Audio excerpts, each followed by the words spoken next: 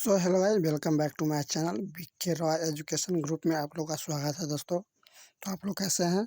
मैं उम्मीद करता हूं कि आप लोग ठीक ही होंगे। तो 10th क्लास का जो फर्स्ट बुक है वर्णिका भाग 2, जो हम आज इस बुक का फर्स्ट चैप्टर दही वाली मंगम्मा कहानी को फुल एक्सप्लेन के साथ देखेंगे फ्रेंड। समय तो थोड़ा लगेगा, लेकिन इससे क्वेश्चन ऑब्जेक्टिव हो या सब्जेक्टिव फिर कभी नहीं छूटेगा। तो हम लाइन बाय लाइन एक्सप्लेन करेंगे, और आप लोग भी बुक है तो बुक लेकर बैठ जाइए, नहीं है तो हमारे मोबाइल के स्क्रीन पर फुल बुक का मतलब फुल पेज दिखाई देगा आपको। तो समय को नहीं गवाते हुए, ऊपर में आप लोग का दिख रहा होगा क्लास 10th का है वर्णिका बुक भाग 2।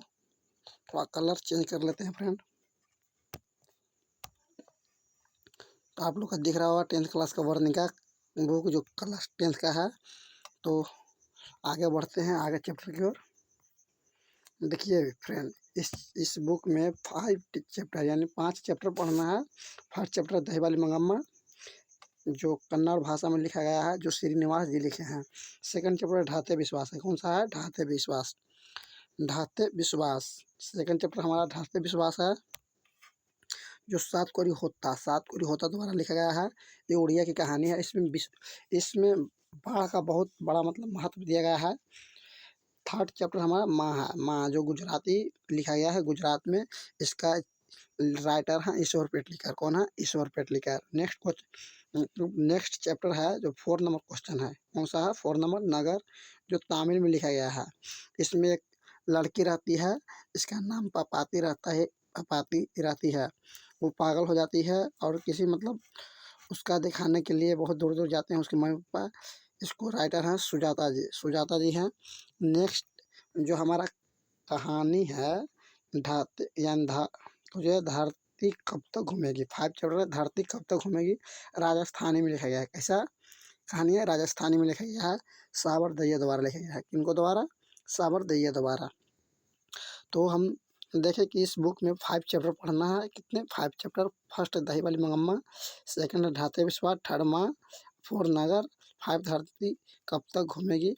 ये सब कौन कौन से भाषा में लिखा है, इनका लेखक कौन है, तो यहाँ से आप देख सकते हैं फ्रेंड। तो हम आगे आज फर्स्ट चैप्टर आपको दिख रहा होगा, यहाँ पर कुछ कट गया है। फर्स्ट चैप्टर है दही वाली मंगम्मा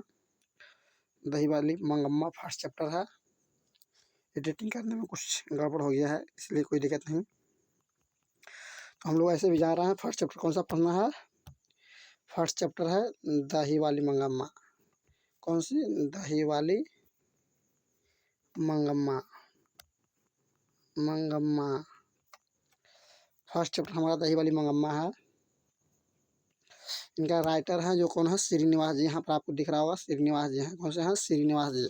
हम लोग देख लिए फर्स्ट चैप्टर कौन सा है, दही वाली मंगम्मा, श्रीनिवास जी। तो राइटर के बारे में पहले जान लेंगे, लेखक के बारे में।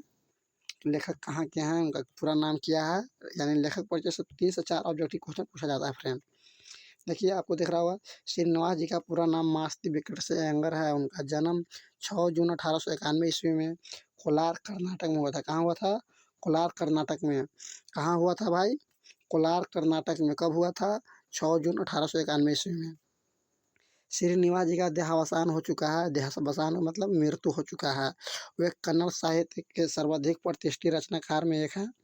कन्नड़ कहानी है, जो कन्नड़ कहानी में लिखते हैं, कन्नड़ भाषा यानी है, जिसमें यह कहानी कविता जो भी लिखते हैं, उन्होंने कविता, नाटक, आलोचना, जीवन चरित्र आदि साहित्य का भी प्रयास सभी विधाओं में उल्लेख योगदान किया है। साहित्य अकादमी ने उनके कहानी संकलन सनय कथ्य गुल्लू को सन 1888 ईस्वी में पुरस्कार किया गया था। आपसे पूछा जाएगा कि श्रीनिवास जी का जो साहित्य अकादमी पुरस्कार कब मिला था? सन याद रखना है 1988 ईस्वी में। किसके लिए मिला गया था? सन्ना कथ्य गुल्लू के लिए। इसके लिए सन्ना कथ्य गुल्लू के लिए। उन्हें ज्ञानपीठ पुरस्कार भी प्राप्त हुआ है। उनको ज्ञानपीठ पुरस्कार भी मिला है कन्नड़ कहानी के लिए। नेशनल बुक ट्रस्ट, कौन बुक के लिए मिला है भाई? नेशनल बुक ट्रस्ट ज्ञानपीठ पुरस्कार। नेशनल बुक ट्रस्ट के लिए आपको ऑब्जेक्टिव में ये पूछा जा सकता है से संभाल ली गई है। इस कहानी का अनुवाद बी आर नारायण ने किया है। इस कहानी है जो कन्नड़ में लिखे श्रीनिवास जी, इनका हिंदी अनुवादक है जो बी आर नारायण की हैं। कौन की हैं हिंदी में अनुवाद? B R Narayan. जो हम लोग हिंदी आज पढ़ रहे हैं, इसका जो कन्नड़ से हिंदी भाषा में ट्रांसलेट किए हैं वो B.R. नारायण का हैं।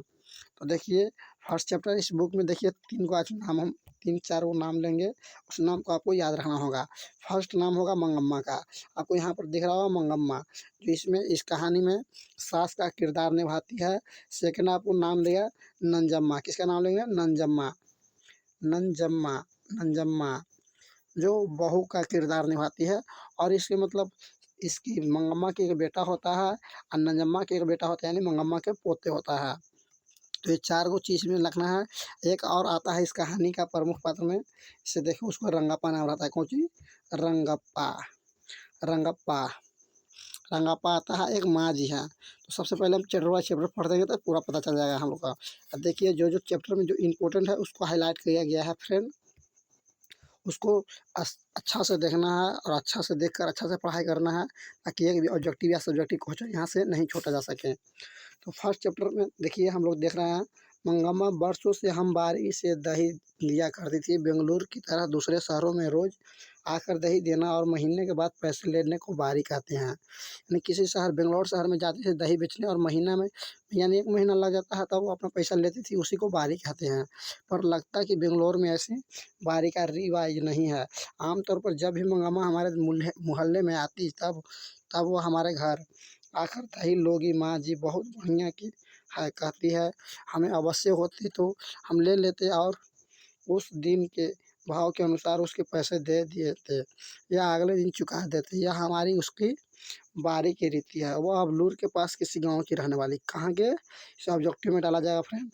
अबलूर के पास किसी गांव की रहने वाली है, उसके गांव का नाम शायद वेंकटपुर है। कौन सा? वेंकटपुर का। मंगम्मा कहाँ की रहने वाली है? वेंकटपुर का। यह कुछ ऐसा ही है, आते समय हमारे मोहल्ले में आता समय यहाँ पर दिख रहा हो, आते समय मोहल्ले से होकर ही आना पड़ता है और जाती बार भी हमारी तरफ से ही जाना होता है। मैं उससे ज़रा अच्छी तरह बात करती हूँ, इसलिए कभी-कभी गाँव से जाते समय और सारी दही ख़त्म करके जाते समय दोनों बार मेरे पास आ जाया करती है। आकर आँगन में थोड़ी देर बैठती है, सबसे बातें करनी, पान सुपारी खाती। आपसे ऑब्जेक्टिव में पूछा जाएगा मंगम्मा क्या खाती थी? पान सुपारी। क्या खाती थी फ्रेंड? पान सुपारी। न रहने पर कभी-कभी हमसे पान सुपारी माँग कर खाकर गाँव जाती थी। ऐसा मौके पर यदि मेरे पास समय होता तो वह अपना दुख-सुख भी बताती करती है मुझसे। मुझसे भी सुख-दुख पूछती, मुझे भला क्या सुनाती? यही कि बिल्ली ने दूध पी लिया, चूहे ने कुम्हाड़े से में छेद कर दिया था, तब वह ऐसी है दुनिया ही ऐसी है। कहकर अपने अनुभव कहकर अपने अनुभव की बातें सुनाती, बाद में यह भी कहती कि इस दुनिया में किस ढंग से चलना चाहिए। मंगम्मा मुझे अच्छी लगती है, मुझ में और उसमें बहुत घनिष्ठता हो गई है। कोई 1 महीने पहले की बात है कि मंगम्मा ने सवेरे-सवेरे आवाज़ लगाई, दही लोगी माँ? जी, मैं भीतर कुछ कर रही थी, मेरा बेटा बोला, हाँ लूँगा और पास आकर दही दो कहकर उसने हाथ फैलाया था। मंगम्मा ने मटके से थोड़ी अच्छी गाढ़ी दही निकाली और उसकी हथेली पर धर दी। जब माँ जी घर में काम कर रही थी, उसका बेटा है, मंगम्मा बोली कि दही लोगी, दोही लोगी माँ जी? तो उसके बेटे माँ जी के बेटे ने आकर उसके सामने हाथ पसार दिया और कहा कि दही दो। तो मंगम्मा ने अपने मटकी से जो होता है उससे थोड़ा अच्छा गाढ़ा दही निकाला और उसके हाथ पर दे दिया, हथेली पर। तो आप लोग को यहाँ दिख रहा होगा फुल स्क्रीन में। फ्रेंड वीडियो थोड़ा लंबा हो सकता है, इस कारण थोड़ा-सा अच्छे से देखिएगा, कोई दिक्कत नहीं। पर डाल दिया और बोली, ज़रा जाकर माँ जी को जल्दी से भेज दो, मुझे जाना है। इतने में आ गई। मंगम्मा बोली, माँ जी सोने जैसा बेटा पैदा किया है, जैसे गुण तुम्हारे हैं उससे मिले हैं, पर इस सबसे क्या लड़के के बड़े होने की देर है, फिर तो पता नहीं बहू आएगी। अब जो बच्चा अम्मा अम्मा करता पीछे घूमता है, उसे यह भी एक बात नहीं होगा कि अम्मा जिंदा है या मर गई। मैंने पूछा, मंगम्मा क्या हो गया? बेटे ने तेरे नहीं मानी और वह फिर से बोली, छोड़िए माँ जी, भाबर लेकर आई है पति ही जब बात बात पूछता था तो बेटा क्या सुनेगा। इसी पर मैंने पूछा, तेरे घर वालों ने तेरी बात नहीं मानी क्या? वह कहने लगी, अरे माँ जी, मेरे भाग में एक अच्छा धोती नहीं थी, किसी और ने पहन ली। वह साड़ी के चक्कर में उसी के पीछे लग गया। जो भी हो, वह समझता रहा मेरा घर है, घरवाली है, इसलिए मैं भी चुप रही कि घरवाला तो है। सच कहती हूँ, अमृत बेचती बेचती पति खा गई। पता नहीं मेरे नसीब में क्या लिखा है। पर आपको एक बात कहती हूँ, कुछ है जो कटा है बुझा, यानी एडिटिंग करने में कुछ कट गया है फ्रेंड, इसके लिए सॉरी। तो हम लोग यहाँ पर पढ़ लिए थे, वह जो भी हो वह, थोड़ा सा मिस्टेक हो जाता है, जो भी हो वह समझता रहा मेरा घर है और मेरी घरवाली है, इसलिए मैं भी चुप रही कि घरवाली तो है। सच कहती हूँ, अमृत बेचती रही, पति खा गई। पता नहीं मेरे नसीब में क्या क्या लिखा है। पर आपको एक बात कहती हूँ, ध्यान रखिएगा, घरवाला जब घर आया तो अच्छी तरह से कपड़े लत्ते पहन कर घुमा कीजिए। मर्दों का मन बड़ा चंचल होता है, उनकी पसंद की साड़ी ब्लाउज पहनकर घुमा कीजिए। फूल इत्यादि लगाकर उनके मन को बस में करना चाहिए। आपने जो साड़ी पहन रखी है काम धंधे के लिए ठीक है। यहाँ पर कहती है कि काम धंधे के लिए वो साड़ी ठीक है, जब घर में अकेली रहती है तब के लिए यह ठीक है। शाम के समय एक बड़ी बढ़िया साड़ी पहन कर रहना चाहिए। मुझे ज़रा हंसी आई, लेकिन ऐसा लगा कि अनुभव से कितनी बड़ी बात कह रही है। साथ ही यह दुख भी हुआ कि उस अनुभव के पीछे दुख छिपा है। मैं बोली, हाँ मंगम्मा, तुम्हारी बात 16 आने सच है। बाद में मंगम्मा बोली, देखिए माँ जी, आदमी का ढंग से बस में रखने के 3-4 गुण हैं। कुछ लोग कहते हैं कि टोना टोटका करके या जड़ी बूटी खिला दो। अरे कहावत है, करने से तो मसान ही जगता है। ऐसे लोगों को बात नहीं सुननी चाहिए। कोई ना कोई स्वाद की चीज़ बना कर दीजिए, आंखें को तृप्त करके को अच्छा लग तरह से कपड़े लत्ते पहनकर ओढ़कर दुखी रहने पर भी हंसकर बातें कीजिए। लिए घर के लिए घर के लिए जो चाहिए एक बार खूब मंगवा लीजिए, पर बार बार मत मांगिए। पैसा जोड़कर ज़रूरत पड़ने पर 1-2 रुपये उन्हें थमा देना चाहिए। यह है सबसे बड़े टोने टोटके। घर वाले ऐसा करके तो घर में कुत्ते की तरह रहता है। अगर ऐसा ना करे तो गलियों गलियों में भटकता है। मुझे मंगम्मा के बात के चमत्कार से आश्चर्य हुआ। 2 इधर-उधर की बातें करके मैंने उसे भेज दिया। कोई 15 दिन पहले जब मंगम्मा घर आई तो लगा कि वह बहुत दुखी है। मैंने पूछा, क्यों मंगम्मा, ऐसा क्यों हो? वह बोली, क्या बताऊँ माँ जी, ऐसा लगता है कि मेरी किसी को भी ज़रूरत नहीं है। यह कहकर उसने अपने पल्ले से आंसू पोंछे। मैंने पूछा, क्या हुआ? ने कुछ कह दिया बेटे ने कुछ कह दिया? उसने कहा, हाँ माँ जी, कुछ ऐसा ही हो गया है। बहू ने किसी बात पर पोते की खूब पिटाई कर दी तो मैंने कहा, क्यों रे राक्षसी, इस छोटे से बच्चे को क्यों पीट दी थी? यह सेंटेंस है जो एकदम ये वाक है जो बहुत इंपॉर्टेंट है फ्रेंड। ये वाक आपको ऑब्जेक्टिव क्वेश्चन में पूछा जा सकता है। आपसे पूछा जाएगा कि जो राक्षसी है जो कौन बोली है, एक सेंटेंस किसका है? अरे राक्षसी, ये छोटी सी बच्चे को क्यों पीट रहा है? तो यह फाक है, यह सेंटेंस है जो मंगम्मा बोली है। कौन बोली है? मंगम्मा वो अपने बहू से बोली है फ्रेंड। तो और आगे देखते हैं, आगे है, हाँ तो मेरे ऊपर चढ़ बैठी, खूब सुनाई उसने। तब मैंने भी उससे कह दिया कि मैं घरवाले की माँ हूँ, तुम मुझसे इतनी जवान लड़ा रही है, आने दे। तो उसे वह महाराजा घर आया। उससे मैं बोली, देख भैया, इससे बेमतलब में अनजान बच्चे को इतनी जोर से पीटा। मैंने मना किया तो मुझे ही चार सुनाती है। तू जरा अपनी घरवाली को अकल सिखा। इस पर बोली, मुझे क्या सिखाएंगे? लड़का अगर कुछ उधम करता है तो उसे मना करने का हक मुझे नहीं है? तुमने जैसे इन पर पैदा किया है वैसे ही तो मैंने उसे पैदा किया है। मुझे क्या अकल सिखाने चली है सिखाने चली है? जो भी हो माँ जी, वह उसकी घरवाली है, मैं माँ हूँ। उसे कुछ कहा तो पलट कर जवाब देती है। मुझे कहे तो मैं क्या कर सकती हूँ? इस पर वह बोला, हाँ माँ जी, वह अपने बेटे को मारती है।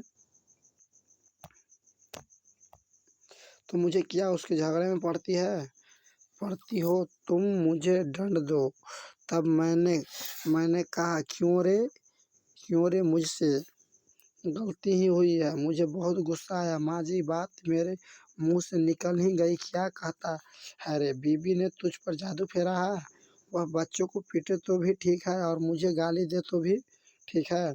बहुत अच्छे। कल वह कह दे माँ को निकाल तो तू निकाल कर बाहर करेगा। इसी पर वह बोली, और क्या किया जा सकता है माँ, अगर तुम यह कहो कि घरवाली रहेगी तो मैं नहीं रहती और मैं रहूंगी तो घरवाली नहीं रह सकती, तो उस बेचारी को सहारा कौन दे। मैंने पूछा, मुझे बेसहारा का क्या बनेगा। तब उसने कहा, तुम्हारा क्या है माँ, तुम्हारे पास गाय बैल है, पैसे हैं, तुम्हें क्या मैं पाल सकता हूँ। मैंने पूछा, तुम्हारा कहना है कि मैं अलग हो जाऊं। इस पर उसने साफ कह दिया, तुम्हारी मर्जी, अगर तुम अलग होना चाहती हो तो रोकूंगा नहीं। मैं तुम्हारे झगड़े से तंग आ गया हूँ। इसी पर मैंने कहा, अच्छी बात है बेटा, आज दोपहर से मैं अलग अलग हो जाती हूँ। बोली कि आज दोपहर से ही मैं अलग हो जाती हूँ। मंगम्मा बोली अपने बेटे से, तुम अपनी घरवाली के साथ सुख से रहो। फिर दही लेकर चली गई माँ जी। मैंने दही लेकर उसे पैसे दिए और कहा, जाने दो मंगम्मा, घर जाओ, ठीक से रहो, सब अपने आप ठीक हो जाएगा। अगले दिन मंगम्मा आई तो पिछले दिन जैसे ही दुखी नहीं नहीं दिख रही थी, लेकिन मन पहले की तरह हल्का नहीं था। मैंने पूछा, झगड़ा निबट गया कि नहीं। इसी पर उसने जवाब दिया, वह निपटने देगी क्यों। क्या कल दही बेचकर गई तो मेरे बर्तन भाड़े अलग रख दिए थे। एक उठले में रागी और एक में चावल, थोड़ा सा नमक मिर्च सब एक तरफ रखकर खुद खाकर और अपने अपने पति को खिलाकर पाँव पसारे बैठी थी। आप बताइए माँ जी, झगड़ा कैसे निपटेगा। मैंने थोड़ा हिट्ठू बनाकर खाया। शादी के बाद बेटा कभी अपना रहता है माँ जी। मंगम्मा बोलती है कि शादी के बाद कभी बेटा अपना रहता है माँ जी, रोज उसी बच्चे, ठीक जब उन्हें नहीं चाहिए मैं ही क्या जबरदस्ती करूं। अलग ही रहने लगी माँ जी। रोज उस बच्चे को थोड़ा सा दही देकर बाद में बेचने आया करती थी। आज ठीक उसी समय वो उसी बच्चे को लेकर कहीं चली गई है थी। मैं जानती हूँ कि उसकी यह चाल है कि मैं उस बच्चे से बात न कर पाऊँ। इतनी छोटी सी बात की कौन सी रामायण बनती जा रही है। मुझे आश्चर्य हुआ पर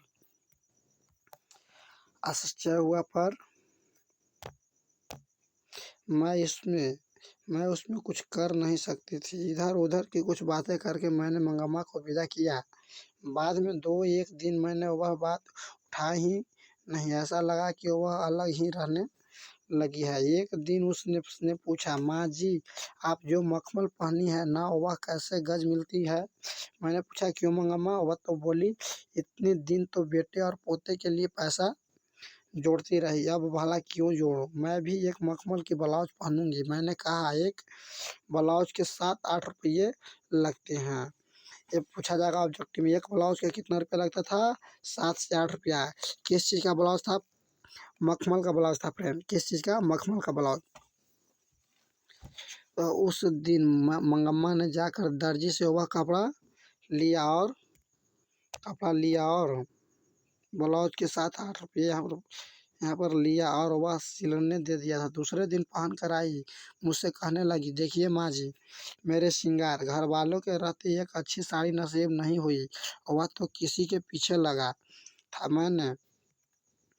मैंने बेटे के लिए पैसा जोड़े मैंने बेटे के लिए पैसा जोड़ अब वह लड़का ऐसा हो गया है, अब कैसा है मेरी श्रृंगार। मुझे लगा कि बेटे से अलग होने के कारण दुख से मंगम्मा को जरा मति भ्रमण हो गया है। जब ज़्यादा दुख आ जाता है तब हर किसी को ऐसा ही हो जाता है। मैंने कुछ न कहा पर सोचा, इस जैकेट के कारण उसे किसी दूसरे से झगड़ा मोल लेना पड़ेगा। उसके गांव का एक लड़का बेंगलोर में पढ़ रहा था। वह फिरंगियों की तरह अथवा पढ़े लिखे हम जैसे की तरह जरा नफारा से कॉलर टाई पहनना था, जरा शौकीन था। उसने एक दिन मंगम्मा को देखकर पूछा, क्या बात है अम्मा, एकदम मखमल की जैकेट ही पहन ली है। तब मंगम्मा ने कहा, क्यों रे लड़के, यूँ बढ़ बढ़कर बातें कर रहा है तो गले में फांसी लटकाए घूमता है। मैं जैकेट नहीं पहन सकती। दोनों में तू मैं हो गई। पास खड़े 4 लोग हंस पड़े। अगले दिन मंगम्मा ने ही ये बात मुझे सुनाई। दूसरे की बात तो दूर, उस बहू ने भी उस बहू ने मंगम्मा उस बहू ने मंगम्मा को सुनाते हुए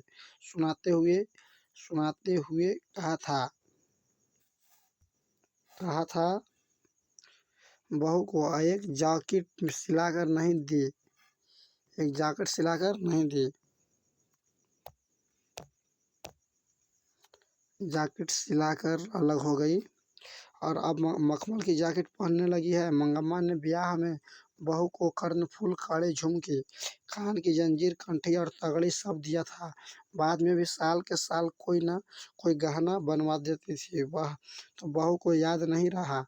मंगम्मा उसकी बात सुनकर 1-2 बार तो चुप रही। बाद में वह अपने को रोक न पाए। एक दिन रात को जाकर बेटे से कह दिया, तेरी घरवाली बड़ी बड़ी बातें बनाती है, मेरे जैकेट पर ताने कसती है। कहती है मैंने उसे कुछ भी नहीं दिया। क्या मैंने कुछ नहीं दिया? कड़े, कर्णफूल, झुमकी, पदक, क्या यह सब मेरे दिए हुए नहीं हैं? बहू ने पति को बोलने का मौका ही नहीं दिया। वह बोली, अब तो घर वाले भी नहीं, ऊपर से बुढ़िया भी हो गई हो। अब कर्णफूल और तगड़ी पहनोगी, ले जाओ पहन लो। बैठे पति ने उसे कहा, क्यों रे, तू बकवास क्यों की जा रही है? फिर माँ से बोला, माँ मैं तुम लोगों का झगड़ा पसंद नहीं करता हूँ। अगर तुम्हें चाहिए तो सारे जेवर ले जाओ। मंगम्मा बोली, माँ जी, रास्ते चलने वाले भी इस तरह से बात नहीं करते। चाहिए तो जेवर लेकर चले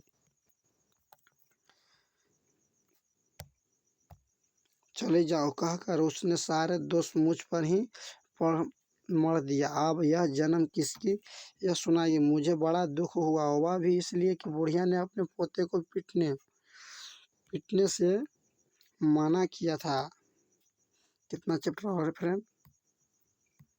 अभी लगभग 4 से 5 यानी 4 पेज पढ़ लिए और 4 पेज अगले चैप्टर है, यानी अगले जो वीडियो आएगा उसमें ऐसे काफ़ी वीडियो लंबा हो जाएगा फ्रेंड। 4 पेज हम लोग पढ़ चुके हैं और अगला वीडियो में 4 पेज 5 पेज जो बचा हुआ है वो पढ़ा जाएगा फ्रेंड। तो आज के लिए इतना ही। ज़्यादा से ज़्यादा फ्रेंड तो शेयर करें, वीडियो अच्छा लगे तो लाइक और चैनल को सब्सक्राइब करें। तब तक के लिए धन्यवाद। फिर मिलते हैं अगले वीडियो में फ्रेंड।